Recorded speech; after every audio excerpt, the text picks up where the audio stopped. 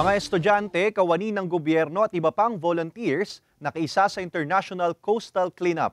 Nagbabalik sa report si Paul Hernandez.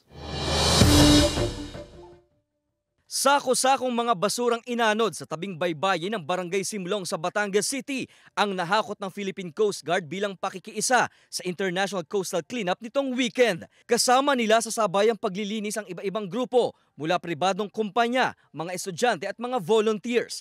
Mahigit sa 1,700 kilo na mga basura ang nakolekta ng grupo.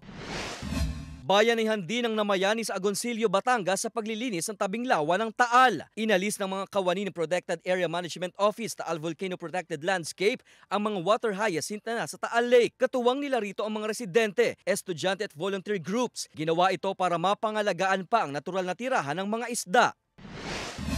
Tulong-tulong din ang mga taga-Tagkawayan, Quezon sa coastal cleanup. Tinanggal ang mga plastic waste sa baybay dagat at waterways. Ang aktibidad na ito, tinawag nilang See the Change.